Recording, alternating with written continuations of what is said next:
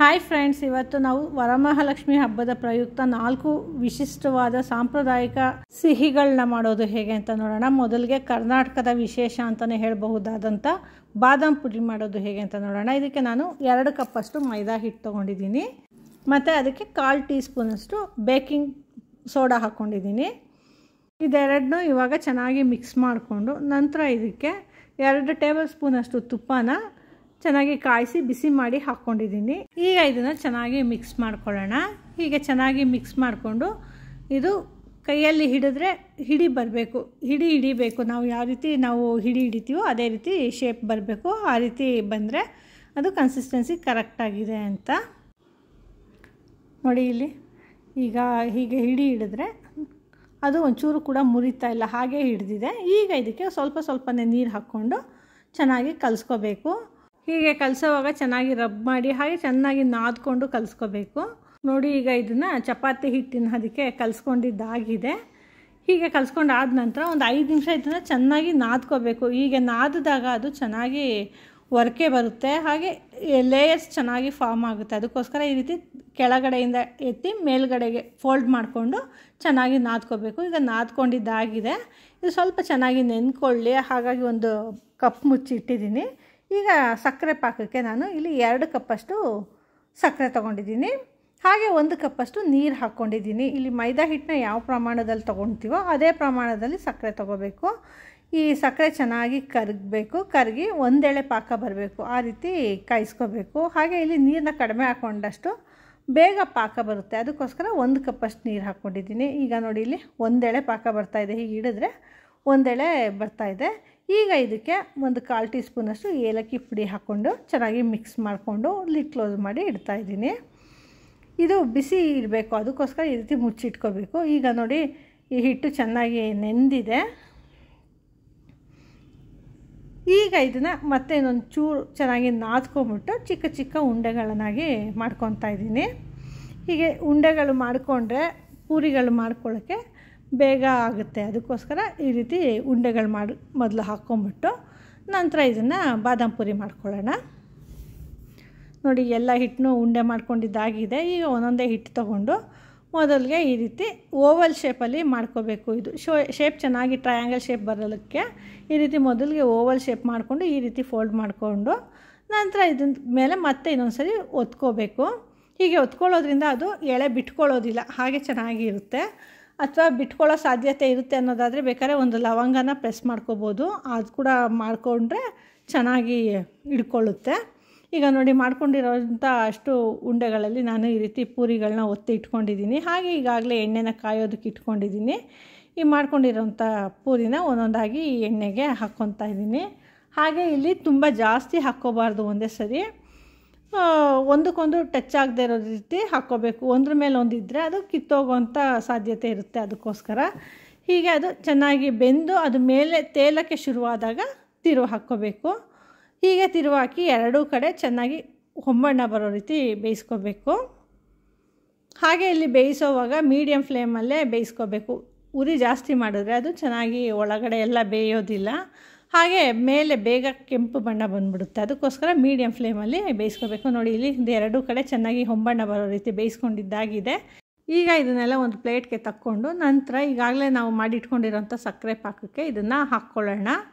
ಈ ಸಕ್ಕರೆ ಪಾಕ ಬಿಸಿ ಇರಬೇಕು, ಹಾಗೆ ಈ ಪೂರಿಗಳು ಕೂಡ ಬಿಸಿ ಇರಬೇಕು. ಆಗ ಅದು ಶುಗರ್ ಸಿರಪ್ನ ಚೆನ್ನಾಗಿ ಹೀರ್ಕೊಳ್ಳುತ್ತೆ. ಹೀಗೆ ಚೆನ್ನಾಗಿ ಹಾಕಿ ಒಂದು 4ರಿಂದ 5 ನಿಮಿಷ ಬಿಟ್ಟರೆ ಸಾಕು, ಅದು ಚೆನ್ನಾಗಿ ಸಕ್ಕರೆ ಪಾಕನ ಹೀರ್ಕೊಳ್ಳುತ್ತೆ. ಈಗ ಒಂದು ಜಾಲಕ್ಕೆ ತೆಗೆದು ಹಾಕ್ಕೊತಾ ಇದ್ದೀನಿ, ಯಾಕಂದರೆ ಎಕ್ಸ್ಟ್ರಾ ಇರೋಂಥ ಸಕ್ಕರೆ ಪಾಕ ಎಲ್ಲ ಸೋರ್ಕೊಳ್ಳುತ್ತೆ. ಅದಕ್ಕೋಸ್ಕರ ಜಾಲಕ್ಕೆ ಹಾಕ್ಕೊಂಡ್ರೆ ಅದು ಬೇಗ ಶುಗರ್ ಸಿರಪ್ ಎಕ್ಸ್ಟ್ರಾ ಇರೋದೆಲ್ಲ ಬಂದುಬಿಡುತ್ತೆ. ಇದೇ ರೀತಿ ನಾನು ಮಾಡಿ ಇಟ್ಕೊಂಡಿರೋಂಥ ಅಷ್ಟು ಪೂರಿನ ಚೆನ್ನಾಗಿ ಕರ್ಕೊಂಡು ಇದೇ ರೀತಿ ಸಕ್ಕರೆ ಪಾಕಕ್ಕೆ ಹಾಕ್ಕೊಂಡು ಸಿದ್ಧ ಮಾಡ್ಕೊಂಡಿದ್ದೀನಿ. ಈ ರೀತಿ 2ನೇ ಬಾರಿ ಅಥವಾ 3ನೇ ಬಾರಿ ಮಾಡೋವಾಗ ಸಕ್ಕರೆ ಪಾಕ ತಣ್ಣಗಾಗಿದ್ದರೆ ಅದನ್ನ ಸ್ವಲ್ಪ ಬಿಸಿ ಮಾಡಿಕೊಂಡು ನಂತರ ಹಾಕ್ಕೋಬೇಕು. ಇಲ್ಲದೇ ಇದ್ರೆ ಅದು ಪೂರಿಗಳು ಚೆನ್ನಾಗಿ ಆ ಸಕ್ಕರೆ ಪಾಕನ ಹೀರಲ್ಲ. ನೋಡಿ, ಇಲ್ಲಿ ಎಲ್ಲ ಪೂರಿಗಳನ್ನು ನಾನು ಕರೆದಿಟ್ಕೊಂಡಿದ್ದೀನಿ. ಹಾಗೆ ಅದರ ಮೇಲೆ ಈಗ ಸಣ್ಣದಾಗಿ ತುರಿದಿರೋಂಥ ಕೊಬ್ಬರಿ, ಪಿಸ್ತಾ, ಬಾದಾಮ್ ಎಲ್ಲ ಹಾಕಿ ಹಿಂಗೆ ಗಾರ್ನಿಷ್ ಮಾಡಿಕೊಂಡ್ರೆ ರುಚಿಕರವಾದಂಥ ಹಾಗೆ ಕರ್ನಾಟಕದ ಪ್ರಸಿದ್ಧವಾಗಿರೋಂಥ ಸಿಹಿ ಬಾದಾಮ್ ಪುರಿ ಸಿದ್ಧ ಆಗುತ್ತೆ. ಈಗ ನೋಡಿ, ಮುರಿದು ತೋರಿಸ್ತಾ ಇದ್ದೀನಿ. ಒಳಗೆಲ್ಲ ಎಷ್ಟು ಜ್ಯೂಸಿ ಆಗಿದೆ, ಹಾಗೆ ಮೇಲ್ಗಡೆಯಿಂದ ನೋಡಿ ಎಷ್ಟು ಕ್ರಿಸ್ಪಿ ಆಗಿದೆ, ತುಂಬಾ ಚೆನ್ನಾಗಿರುತ್ತೆ. ಹಾಗೆ ವರಮಹಾಲಕ್ಷ್ಮಿ ಹಬ್ಬಕ್ಕೆ ಮುಂದೆ ನೈವೇದ್ಯಕ್ಕೆ ಇಡೋದಕ್ಕೆ ಈ ರೀತಿ ಮಾಡಿಕೊಂಡ್ರೆ ತುಂಬಾ ಚೆನ್ನಾಗಿರುತ್ತೆ. ಈಗ ರವೆ ಉಂಡೆ ಮಾಡೋದು ಹೇಗೆ ಅಂತ ನೋಡೋಣ ಬನ್ನಿ. ಈ ರವೆ ಉಂಡೆ ಮಾಡೋದಕ್ಕೆ ನಾನು 2 ಟೇಬಲ್ ಸ್ಪೂನಷ್ಟು ತುಪ್ಪ ತೊಗೊಂಡಿದ್ದೀನಿ. ಈ ತುಪ್ಪ ಸ್ವಲ್ಪ ಚೆನ್ನಾಗಿ ಬಿಸಿ ಆದ ನಂತರ ಇದಕ್ಕೆ 1 ಕಪ್ಪಷ್ಟು ಚಿರೋಟಿ ರವೆ ಹಾಕ್ಕೊಂಡಿದ್ದೀನಿ. ಚಿರೋಟಿ ರವೆ ಹಾಕ್ಕೊಳ್ಳೋದ್ರಿಂದ ರವೆ ಉಂಡೆ ತುಂಬ ಚೆನ್ನಾಗಿ ಬರುತ್ತೆ, ಹಾಗೆ ಉಂಡೆ ಕಟ್ಟಿದಾಗ ಅದು ಒಳ್ಳೆ ಟೇಸ್ಟ್ ಕೊಡುತ್ತೆ. ಈ ರವೆನ ಚೆನ್ನಾಗಿ ಒಳ್ಳೆ ಘಮ ಬರೋ ರೀತಿ ಹುರ್ಕೋಬೇಕು, ತುಂಬ ಕೆಂಪಗೆ ಮಾಡಬಾರ್ದು. ಈ ಹಸಿ ವಾಸನೆ ಎಲ್ಲವೂ ಹೋಗಿ ಒಳ್ಳೆ ಘಮ ಬರೋ ರೀತಿ ಮಾತ್ರ ಹುರ್ಕೋಬೇಕು. ಈಗ ನೋಡಿ ಇದು ಹುರ್ಕೊಂಡಿದ್ದಾಗಿದೆ. ಈಗ ಇದಕ್ಕೆ ನಾನು 1 ಕಪ್ಪಷ್ಟು ಹಸಿಕಾಯಿನ ಸಣ್ಣದಾಗಿ ತುರಿದು ಹಾಕ್ಕೊಂಡಿದ್ದೀನಿ. ಈ ರೀತಿ ಸಣ್ಣದಾಗಿ ತುರ್ಕೊಂಡಿಲ್ಲ ಅಂದರೆ ಬೇಕಾದ್ರೆ ಮಿಕ್ಸಿ ಜಾರಲ್ಲಿ ಒಂದು ರೌಂಡ್ ತಿರುಗಿಸ್ಕೊಂಡು ಕೂಡ ಹಾಕ್ಕೋಬೋದು. ಹೀಗೆ ಹಸಿಕಾಯಿನ ಹಾಕ್ಕೊಂಡು ಅದು ಕೂಡ ಅಷ್ಟೇ ಹಸಿ ವಾಸನೆ ಎಲ್ಲ ಹೋಗೋ ರೀತಿ ಚೆನ್ನಾಗಿ ಹುರ್ಕೋಬೇಕು. ಹೀಗೆ ಹುರ್ಕೊಂಡಿದ್ದಾದ ನಂತರ ಇದಕ್ಕೆ ನಾನು ಸಕ್ಕರೆ ಪುಡಿನ ಕೂಡ 1 ಕಪ್ಪಷ್ಟು ಸಕ್ಕರೆ ಪುಡಿ ಹಾಕ್ಕೊಂಡಿದ್ದೀನಿ. ಇಲ್ಲಿ ಎಲ್ಲ ಪದಾರ್ಥಗಳನ್ನೂ ಒಂದೇ ಹದದಲ್ಲಿ ಹಾಕ್ಕೋಬೇಕು. ಹೀಗೆ ಸಕ್ಕರೆ ಪುಡಿ ಹಾಕ್ಕೊಂಡು ಅದನ್ನ ಕೂಡ ಚೆನ್ನಾಗಿ ಮಿಕ್ಸ್ ಮಾಡ್ಕೋಬೇಕು. ಇದು ತೆಂಗಿನಕಾಯಿ ಹಾಕ್ಕೊಂಡಿರೋದ್ರಿಂದ ಅದು ಚೆನ್ನಾಗಿ ಹೊಂದ್ಕೊಳ್ಳುತ್ತೆ, ಹಾಗೆ ಸ್ವಲ್ಪ ಅದು ನೀರು ಬಿಟ್ಕೊಳ್ಳುತ್ತಲ್ಲ, ಹಾಗಾಗಿ ತೇವಾಂಶ ಬರುತ್ತೆ, ಹಾಗಾಗಿ ಉಂಡೆ ಕಟ್ಟೋದಕ್ಕೆ ಅನುಕೂಲ ಆಗುತ್ತೆ. ನೋಡಿ ಈಗ ಚೆನ್ನಾಗಿ ಮಿಕ್ಸ್ ಮಾಡ್ಕೊಂಡಿದ್ದಾಗಿದೆ. ಹಾಗೆ ತೆಂಗಿನಕಾಯಿ ರವೆ ಎಲ್ಲ ಚೆನ್ನಾಗಿ ಹೊಂದ್ಕೊಂಡಿದೆ. ಈಗ ಇದಕ್ಕೆ ಮಧ್ಯದಲ್ಲಿ ಸ್ವಲ್ಪ ಜಾಗ ಮಾಡಿ ಇಲ್ಲಿ 1 ಸ್ಪೂನಷ್ಟು ತುಪ್ಪ ಹಾಕ್ಕೊಂಡಿದ್ದೀನಿ. ಈ ತುಪ್ಪ ಕಾದ ನಂತರ ಇದಕ್ಕೆ ದ್ರಾಕ್ಷಿ ಗೋಡಂಬಿ ಹಾಕ್ಕೊಂಡು ಅದನ್ನ ಕೂಡ ಈ ತುಪ್ಪದಲ್ಲಿ ಫ್ರೈ ಮಾಡ್ಕೊತಿದ್ದೀನಿ. ಈ ರೀತಿ ಇದೇ ಪಾತ್ರೆಗೆ ಈ ರೀತಿ ತುಪ್ಪ ಬಿಸಿ ಮಾಡಿ ಹಾಕ್ಕೋಬೋದು, ಅಥವಾ ಸಪ್ರೇಟ್ ಬೇರೆ ಪಾತ್ರೆಯಲ್ಲಿ 1 ಸ್ಪೂನಷ್ಟು ತುಪ್ಪನ ಬಿಸಿ ಮಾಡಿಕೊಂಡು ದ್ರಾಕ್ಷಿ ಗೋಡಂಬಿನ ಸಪ್ರೇಟಾಗಿ ಕರೆದು ಕೂಡ ಹಾಕ್ಕೋಬೋದು. ಈ ರೀತಿ ಹಾಕ್ಕೊಳ್ಳೋದ್ರಿಂದ ಅದು ಬೇಗ ಆಗುತ್ತೆ ಅಂತ ನಾನು ಒಂದೇ ಸರಿ ಹಾಕ್ಕೊಂಡಿದ್ದೀನಿ ಅಷ್ಟೇ. ನೋಡಿ ಈಗ ಹುರಿತಾ ಇದ್ದರೆ ಒಳ್ಳೆ ಘಮ ಬರ್ತಾ ಇದೆ. ಈಗ ಇದು ಸಿದ್ಧ ಆಗಿದೆ. ಈಗ ಇದಕ್ಕೆ ಒಂದು 2 ಟೇಬಲ್ ಸ್ಪೂನಷ್ಟು ಹಾಲು ಹಾಕ್ಕೊಂಡಿದ್ದೀನಿ. ಈ ಹಾಲು ಹಾಕ್ಕೊಳ್ಳೋದ್ರಿಂದ ಆ ರವೆ ಉಂಡೆ ಕಟ್ಟೋದಕ್ಕೆ ತುಂಬ ಸಾಫ್ಟಾಗಿ ಬರುತ್ತೆ. ಈ ಹಾಲು ಹಾಕ್ಕೊಳ್ಳೋದು ಆಪ್ಷನಲ್ಲು. ಈ ರವೆ ಉಂಡೆನ ಜಾಸ್ತಿ ದಿವಸ ಇಡಬೇಕು ಅನ್ನೋದಾದರೆ ಹಾಲು ಹಾಕ್ಕೊಳ್ಳೋದು ಬೇಕಿಲ್ಲ, ಹಾಗೆ ಉಂಡೆ ಕಟ್ಕೋಬೋದು. ಇದು ಸಾಫ್ಟಾಗೇ ಇರುತ್ತೆ, ತೆಂಗಿನಕಾಯಿ ಹಾಕಿರೋದ್ರಿಂದ ಅದು ಉಂಡೆ ಗಟ್ಟಿ ಏನಾಗೋದಿಲ್ಲ, ಸಾಫ್ಟಾಗೇ ಇರುತ್ತೆ. ಈ ರೀತಿ ಹಾಲು ಹಾಕ್ಕೊಳ್ಳೋದ್ರಿಂದ ತುಂಬ ಮೃದುವಾಗಿ ಇರುತ್ತೆ. ಇದನ್ನು ಜಾಸ್ತಿ ದಿವಸ ಇಡಬೇಕು ಅನ್ನೋದಾದರೆ ಹಾಲನ್ನ ಸ್ಕಿಪ್ ಮಾಡ್ಕೊಳ್ಳಿ. ಹಾಲು ಹಾಕ್ಕೊಳ್ಳೋದ್ರಿಂದ 1 ವಾರದೊಳಗೆ ಖಾಲಿ ಮಾಡಬೇಕಾಗುತ್ತೆ. ಈಗ ನೋಡಿ ಇದನ್ನು ನಮಗೆ ಯಾವ ಸೈಜಲ್ಲಿ ಬೇಕೋ ಆ ಸೈಜಲ್ಲಿ ಈ ರೀತಿ ಉಂಡೆ ಮಾಡ್ಕೋಬೇಕು. ಹಾಗೆ ಈ ರೀತಿ ಉಂಡೆ ಮಾಡ್ಕೊಳ್ಳುವಾಗ ದ್ರಾಕ್ಷಿ ಗೋಡಂಬಿ ಪ್ರತಿ ಉಂಡೆನಲ್ಲೂ ಬರೋ ರೀತಿ ನೋಡಿಕೊಂಡು ಉಂಡೆ ಮಾಡ್ಕೋಬೇಕು. ರುಚಿಕರವಾದಂಥ ರವೆ ಉಂಡೆ ಸಿದ್ಧ ಆಗಿದೆ. ಈಗ ಕರ್ನಾಟಕದ ಮತ್ತೊಂದು ಸಾಂಪ್ರದಾಯಿಕ ಹಾಗೆ ಹಳೆ ಸಿಹಿ ಅಂತಲೇ ಹೇಳ್ಬೋದಾದಂಥ ಸಜ್ಜಪ್ಪ ಮಾಡೋದು ಹೇಗೆ ಅಂತ ನೋಡೋಣ. ಈ ಸಜ್ಜಪ್ಪ ಮಾಡೋದಕ್ಕೆ ನಾನು 1/2 ಕಪ್ಪಷ್ಟು ಸಣ್ಣ ರವೆ ಅಥವಾ ಚಿರೋಟಿ ರವೆ, ಹಾಗೆಯೇ 1/2 ಕಪ್ಪಷ್ಟು ಮೈದಾ, 1/4 ಟೀ ಸ್ಪೂನಷ್ಟು ಉಪ್ಪು ಹಾಕ್ಕೊಂಡು ಚೆನ್ನಾಗಿ ಮಿಕ್ಸ್ ಮಾಡಿಕೊಂಡು ನಂತರ ಸ್ವಲ್ಪ ನೀರು ಹಾಕ್ಕೊಂಡು ಚೆನ್ನಾಗಿ ಕಲಿಸ್ಕೊತಾ ಇದ್ದೀನಿ. ಹೀಗೆ ಅದು ಚೆನ್ನಾಗಿ ಕಲಿಸ್ಕೊಂಡ ನಂತರ ಇದಕ್ಕೆ 4 ಸ್ಪೂನಷ್ಟು ಎಣ್ಣೆ ಹಾಕ್ಕೊಂಡು ಅದನ್ನ ಕೂಡ ಚೆನ್ನಾಗಿ ನಾದ್ಕೊಂಡು ಕಲಿಸ್ಕೊತಾ ಇದ್ದೀನಿ. ಹೀಗೆ ಕಲಿಸ್ಬಿಟ್ಟು ಇದು ಒಂದು 2 ಗಂಟೆಗಳ ಕಾಲ ಚೆನ್ನಾಗಿ ನೆನೀಲಿ. ಅಷ್ಟೊತ್ತಿಗೆ ಹೂರಣಕ್ಕೆ ಸಿದ್ಧ ಮಾಡ್ಕೊಳ್ಳೋಣ. ಇಲ್ಲಿ ಹೂರಣಕ್ಕೆ ನಾನು 1 ಕಪ್ಪಷ್ಟು ಬೆಲ್ಲ ತೊಗೊಂಡಿದ್ದೀನಿ. ಹಾಗೆ ಆ ಬೆಲ್ಲ ಕರಗೋಷ್ಟು 1/4 ಕಪ್ಪಷ್ಟು ನೀರು ಹಾಕ್ಕೊಂಡಿದ್ದೀನಿ. ನೋಡಿ ಇಲ್ಲಿ ಬೆಲ್ಲ ಸಂಪೂರ್ಣವಾಗಿ ಕರಗಿದೆ. ಈಗ ಇದನ್ನು ಒಂದು ಪಾತ್ರೆಗೆ ಸೋಸ್ಕೊತಾ ಇದ್ದೀನಿ. ಈ ಬೆಲ್ಲದಲ್ಲಿರೋಂಥ ಕಸ ಎಲ್ಲ ಬರಬೇಕಲ್ವ, ಅದಕ್ಕೋಸ್ಕರ ಈ ಬೆಲ್ಲನ ಸೋಸ್ಕೊಂಡು ಪಕ್ಕಕ್ಕೆ ಇಟ್ಕೊಂಡಿದ್ದೀನಿ. ಈಗ ಒಂದು ಪ್ಯಾನ್ಗೆ 2 ಟೇಬಲ್ ಸ್ಪೂನಷ್ಟು ಚಿರೋಟಿ ರವೆ ಹಾಗೆ 1 ಟೇಬಲ್ ಸ್ಪೂನಷ್ಟು ಗಸಗಸೆ ಹಾಕ್ಕೊಂಡು ಒಳ್ಳೆ ಘಮ ಬರೋ ರೀತಿ ಕೆಂಪಿಗೆ ಹುರ್ಕೊತಾ ಇದ್ದೀನಿ. ಇದನ್ನು ಹುರ್ಕೊಂಡು ಒಂದು ಬಟ್ಲಿಗೆ ತೆಗೆದಿಟ್ಕೊತಾ ಇದ್ದೀನಿ. ಹೀಗೆ ಇದನ್ನು ಪಕ್ಕಕ್ಕೆ ಇಟ್ಕೊಂಡು ಅದೇ ಪ್ಯಾನ್ಗೆ ಈಗಾಗಲೇ ನಾವು ಬೆಲ್ಲನ ಕಾಯಿಸಿ ಸೋಸಿ ಇಟ್ಕೊಂಡಿದ್ದೀವಲ್ಲ, ಆ ಬೆಲ್ಲದ ನೀರನ್ನ ಈ ಪ್ಯಾನ್ಗೆ ಹಾಕ್ಕೊತಾ ಇದ್ದೀನಿ.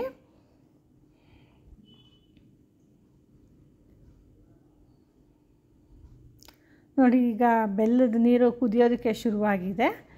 ಈಗ ಇದಕ್ಕೆ ನಾನು 1 ಕಪ್ಪಷ್ಟು ಹಸಿ ಕಾಯಿ ತುರಿನ ಹಾಕ್ಕೊಂಡಿದ್ದೀನಿ. ಈ ಹಸಿ ಕಾಯಿ ತುರಿನ 1 ರೌಂಡು ಮಿಕ್ಸಿನಲ್ಲಿ ತಿರುಗಿಸ್ಕೊಂಡಿದ್ದೀನಿ. ನೀರು ಹಾಕ್ಕೊಂಡಿಲ್ಲ, ಹಾಗೆಯೇ ಸಣ್ಣದಾಗಿ ಪುಡಿ ಮಾಡ್ಕೊಂಡಿದ್ದೀನಿ. ಈಗ ತೆಂಗಿನಕಾಯಿ ಬೆಲ್ಲದ ನೀರು ಜೊತೆ ಚೆನ್ನಾಗಿ ಹೊಂದ್ಕೊಂಡ ನಂತರ ಈಗಾಗಲೇ ಹುರಿದಿಟ್ಕೊಂಡಿರೋಂಥ ಚಿರೋಟಿ ರವೆ ಹಾಗೆ ಗಸಗಸೆನ ಕೂಡ ಹಾಕ್ಕೊಂಡಿದ್ದೀವಿ. ಈ ರವೆ ಹಾಕ್ಕೊಳ್ಳೋದ್ರಿಂದ ಅದು ಅರಳ್ಕೊಂಡು ಒಳ್ಳೆ ಬಾಡಿ ಕೊಡುತ್ತೆ ಈ ಹೂರಣಕ್ಕೆ. ಹಾಗೆ ಗಸಗಸೆ ಹಾಕ್ಕೊಳ್ಳೋದ್ರಿಂದ ಅದು ಒಳ್ಳೆ ಘಮ ಕೊಡುತ್ತೆ. ಈಗ ಇದನ್ನ ಕೂಡ ಚೆನ್ನಾಗಿ ಮಿಕ್ಸ್ ಮಾಡಿಕೊಂಡು ಒಂದು ಅರ್ಧ ಟೀ ಸ್ಪೂನಷ್ಟು ಏಲಕ್ಕಿ ಪುಡಿ ಹಾಕ್ಕೊಂಡಿದ್ದೀನಿ. ಈಗ ಇದು ಚೆನ್ನಾಗಿ ಈ ನೀರೆಲ್ಲ ಎವಾಪರೇಟ್ ಆಗೋ ರೀತಿ ಫ್ರೈ ಮಾಡ್ಕೋಬೇಕು ಚೆನ್ನಾಗಿ. ಹಾಗೆ ಇದು ಉಂಡೆ ಕಟ್ಟೋಕ್ಕೆ ಬರಬೇಕು, ಆ ಹದಕ್ಕೆ ಬರೋ ತನಕ ಈ ಪಾಕನ ಚೆನ್ನಾಗಿ ಹುರ್ಕೋಬೇಕು. ಅದು ಪಾಕದ ರೀತಿ ಬರುತ್ತೆ ಚೆನ್ನಾಗಿ. ನೋಡಿ ಇಲ್ಲಿ ಈಗಾಗಲೇ ಇದು ನೀರೆಲ್ಲ ಎವಾಪ್ರೇಟ್ ಆಗ್ತಾಯಿದೆ.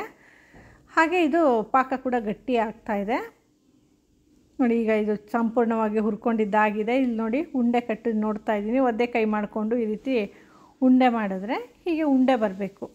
ಹಾಗೆ ಇಲ್ಲಿ ಇವಾಗ ನಾವು ಕನಕನ ಕಲಸಿಟ್ಕೊಂಡಿದ್ವಲ್ಲ, ಅದು ಕೂಡ ಅಷ್ಟೇ ಚೆನ್ನಾಗಿ ನೆಂದಿದೆ. ಈಗ ಇದನ್ನ ಒಂದು ಸರಿ ಈ ರೀತಿ ಚೆನ್ನಾಗಿ ನಾದ್ಕೊಂಡು ಈ ಹೂರ್ಣನ ನಾವು ಯಾವ ಸೈಜಲ್ಲಿ ತೊಗೋತೀವೋ ಅದರಲ್ಲಿ ಅರ್ಧದಷ್ಟು ಉಂಡೆನ ಈ ಕನಕ ತೊಗೋಬೇಕು. ಹೀಗೆ ತೊಗೊಂಡು ಒಂದು ಪೇಪರ್ ಶೀಟ್ ಮೇಲೆ ಒಬ್ಬಟ್ಟಿನ ಶೀಟ್ ಬರುತ್ತಲ್ಲ ಅದ್ರ ಮೇಲೆ ಈ ರೀತಿ ತಟ್ಕೊಂಡು ನಂತರ ಹೀಗೆ ಚೆನ್ನಾಗಿ ಕವರ್ ಮಾಡಿಕೊಂಡು ಈ ರೀತಿ ತಟ್ಕೋಬೇಕು. ಹೀಗೆ ತಟ್ಟೋವಾಗ ಇದನ್ನು ಸ್ವಲ್ಪ ದಪ್ಪವಾಗಿ ತಟ್ಕೋಬೇಕು. ನೋಡಿ ಇಲ್ಲಿ ಇಷ್ಟು ಥಿಕ್ನೆಸ್ ಇದ್ದರೆ ಅದು ತುಂಬ ಚೆನ್ನಾಗಿ ಬರುತ್ತೆ. ಇದೇ ರೀತಿ ನಾನು ಮಾಡ್ಕೊಂಡಿರೋ ಎಲ್ಲ ಉಂಡೆಗಳಲ್ಲೂ ಈ ರೀತಿ ಸಜ್ಜಪ್ಪನ ಮಾಡಿಟ್ಕೊಳ್ತಾ ಇದ್ದೀನಿ. ಈ ರೀತಿ ಒಂದೇ ಸರಿ ಮಾಡಿಕೊಂಡ್ರೆ ಕರ್ಕೊಳ್ಳೋದಕ್ಕೆ ಸುಲಭ ಆಗುತ್ತೆ. ಅದಕ್ಕೋಸ್ಕರ ಹಾಗೆ ಇಲ್ಲಿ ಈಗಾಗಲೇ ಎಣ್ಣೆನ ಕಾಯೋದಕ್ಕೆ ಇಟ್ಕೊಂಡಿದ್ದೀನಿ ನೋಡಿ. ಈಗ ಈ ಎಣ್ಣೆ ಕಾದಿದೆ.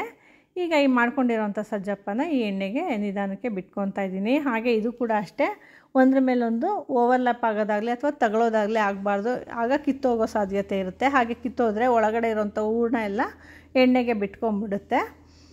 ಈಗ ನೋಡಿ ಇದು ಬೆಂದ ನಂತರ ಅದು ಮೇಲೆ ಬರುತ್ತೆ. ಆಗ ಅದನ್ನು ತಿರುವು ಹಾಕ್ಕೊಂಡು ಎರಡೂ ಕಡೆ ಚೆನ್ನಾಗಿ ತಿರುವು ಹಾಕ್ಕೊಂಡು ಕೆಂಪಿಗೆ ಬೇಯಿಸ್ಕೋಬೇಕು. ನೋಡಿ ಇಲ್ಲಿ ಚೆನ್ನಾಗಿ ಹೊಂಬಣ್ಣ ಬರೋ ರೀತಿ ಬೆಂದಿದ್ದಾಗಿದೆ.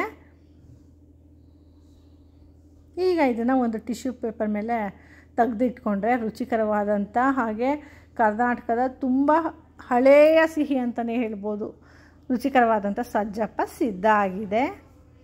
ಈಗ ಮತ್ತೊಂದು ಸಾಂಪ್ರದಾಯಿಕ ಅಡುಗೆಗಳಲ್ಲಿ ಒಂದಾದಂಥ ಕಾಯಿ ಹೋಳಿಗೆ ಅಥವಾ ಕಾಯಿ ಒಬ್ಬಟ್ಟು ಮಾಡೋದು ಹೇಗೆ ಅಂತ ನೋಡೋಣ. ಇದಕ್ಕೂ ಕೂಡ ಅಷ್ಟೇ, ಈ ಸಜ್ಜಪ್ಪಗೆ ಏನು ಕನಕ ಕಲಸಿಟ್ಕೊಂಡಿದ್ವೋ ಅದೇ ರೀತಿ ಅರ್ಧ ಕಪ್ಪಷ್ಟು ಚಿರೋಟಿ ರವೆ ಹಾಗೆ ಅರ್ಧ ಕಪ್ಪಷ್ಟು ಮೈದಾ ಸ್ವಲ್ಪ ಉಪ್ಪು ಹಾಕ್ಕೊಂಡು ಚೆನ್ನಾಗಿ ಮಿಕ್ಸ್ ಮಾಡಿಕೊಂಡು ಈ ಕನಕನ ಕಲಸಿಟ್ಕೊತಾ ಇದ್ದೀನಿ. ಹೀಗೆ ನೀರು ಹಾಕಿ ಸ್ವಲ್ಪ ನೀರು ಹಾಕಿ ಚೆನ್ನಾಗಿ ನಾದ್ಕೊಂಡು ಕಲಿಸ್ಕೊಂಡು ನಂತರ ಇದಕ್ಕೊಂದು 4 ಸ್ಪೂನಷ್ಟು ಎಣ್ಣೆ ಹಾಕ್ಕೊಂಡು ಚೆನ್ನಾಗಿ ನಾದಿ ಅದನ್ನು ನೆನೆಯೋದಕ್ಕೆ ಇಟ್ಕೋಬೇಕು. ಇದು ನೆನೆಯಲ್ಲಿ ಅಷ್ಟೊತ್ತಿಗೆ ಹೂರ್ಣಕ್ಕೆ ಸಿದ್ಧ ಮಾಡ್ಕೊಳ್ಳೋಣ ಬನ್ನಿ. ಇಲ್ಲಿ ಹೂರ್ಣಕ್ಕೆ ನಾನು 2 ಕಪ್ಪಷ್ಟು ಹಸಿ ಕಾಯಿ ತುರಿನ ಒಂದು ರೌಂಡ್ ಮಿಕ್ಸಿಗೆ ಹಾಕ್ಕೊಂಡು ತರ್ತರಿಯಾಗಿ ಪುಡಿ ಮಾಡಿ ಇಟ್ಕೊಂಡಿದ್ದೀನಿ. ಮೊದಲಿಗೆ 1 ಕಪ್ಪಷ್ಟು ಬೆಲ್ಲನ ಈ ರೀತಿ ಒಂದು ಪ್ಯಾನ್ಗೆ ಹಾಕ್ಕೊಂಡು ಹಾಗೆ ಈ ಬೆಲ್ಲ ಕರಗಕ್ಕೆ ಬೇಕಿರೋಷ್ಟು ಅಂದರೆ ಒಂದು 1/4 ಕಪ್ಪಷ್ಟು ನೀರು ಹಾಕ್ಕೊಂಡು ಈ ಬೆಲ್ಲನ ಕರಗಿಸ್ಕೊತಾ ಇದ್ದೀನಿ. ಈ ಬೆಲ್ಲ ಕರಗಿದ ನಂತರ ಇದನ್ನು ಒಂದು ಪಾತ್ರೆಗೆ ಈ ಬೆಲ್ಲದ ನೀರನ್ನ ಸೋಸ್ಕೊತಾ ಇದ್ದೀನಿ. ಈಗ ನೋಡಿ ಇಲ್ಲಿ ಬೆಲ್ಲ ಚೆನ್ನಾಗಿ ಕರಗಿದೆ. ಈಗ ಇದನ್ನು ಸೋಸ್ಕೊಂಡು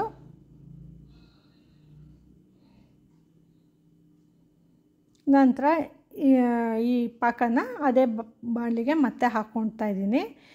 ಈ ಬೆಲ್ಲದ ನೀರು ಚೆನ್ನಾಗಿ ಕುದಿಯೋದಕ್ಕೆ ಶುರುವಾದ ನಂತರ ಈಗಾಗಲೇ ಪುಡಿ ಮಾಡಿ ಇಟ್ಕೊಂಡಿದ್ದೀನಲ್ಲ ಹಸಿ ಕಾಯಿನ, ಆ ಕಾಯಿನ ಕೂಡ ಹಾಕ್ಕೊಂಡು ಮಿಕ್ಸ್ ಮಾಡ್ಕೊತಾ ಇದ್ದೀನಿ. ಹೀಗೆ ಈ ಕಾಯಿ ಬೆಲ್ಲದ ಜೊತೆ ಚೆನ್ನಾಗಿ ಬೆರೆಯೋ ರೀತಿ ಚೆನ್ನಾಗಿ ಮಿಕ್ಸ್ ಮಾಡಿಕೊಂಡು ನಂತರ ಇದಕ್ಕೆ 2 ಟೇಬಲ್ ಸ್ಪೂನ್ ಆಗೋಷ್ಟು ಅಕ್ಕಿ ಹಿಟ್ಟು ಹಾಕ್ಕೊಂಡಿದ್ದೀನಿ. ಇಲ್ಲಿ ಅಕ್ಕಿ ಹಿಟ್ಟು ಹಾಕ್ಕೊಳ್ಳೋದ್ರಿಂದ ಹೂರ್ಣ ಒಳ್ಳೆ ಕನ್ಸಿಸ್ಟೆನ್ಸಿ ಬರುತ್ತೆ. ಹಾಗೆ ಕಾಯಿ ಹೋಳಿಗೆ ತುಂಬಾ ರುಚಿಯಾಗಿ ಬರುತ್ತೆ, ಟೇಸ್ಟ್ ಚೆನ್ನಾಗಿ ಎನ್ಹ್ಯಾನ್ಸ್ ಆಗುತ್ತೆ. ಮತ್ತು ಅದು ಅಕ್ಕಿ ಆಗಿರೋದ್ರಿಂದ ಅದು ಈ ಬೇಯುತ್ತಲ್ಲ, ಆಗ ಅದು ಒಳ್ಳೆ ಟೇಸ್ಟ್ ಕೊಡುತ್ತೆ ಈ ಹೂರ್ಣಕ್ಕೆ. ಹಾಗೆ 1 ಟೀ ಸ್ಪೂನಷ್ಟು ಏಲಕ್ಕಿ ಪುಡಿ ಕೂಡ ಹಾಕ್ಕೊಂಡು ಚೆನ್ನಾಗಿ ಮಿಕ್ಸ್ ಮಾಡ್ಕೊತಾ ಇದ್ದೀನಿ. ಇದನ್ನು ಚೆನ್ನಾಗಿ ಹುರ್ಕೋಬೇಕು. ಈ ಅಕ್ಕಿ ಹಿಟ್ಟು ಕೂಡ ಇದರಲ್ಲಿ ನೀರಲ್ಲಿ ಬೆಂದು ಚೆನ್ನಾಗಿ ಅರಳ್ಕೋಬೇಕು. ಹಾಗೆಯೇ ಈ ಕಾಯಿ ಕೂಡ ಅಷ್ಟೇ ಹಸಿ ವಾಸನೆ ಎಲ್ಲ ಹೋಗಿ ಒಳ್ಳೆ ಘಮ ಬರಬೇಕು. ಮತ್ತು ಇದು ಪಾಕ ಕೂಡ ಅಷ್ಟೇ, ಈ ಒದ್ದೆ ಕೈಯಲ್ಲಿ ಈ ರೀತಿ ಮಾಡಿದ್ರೆ ಹೀಗೆ ಉಂಡೆ ಬರೋ ರೀತಿ ಉಂಡೆ ಬರಬೇಕು.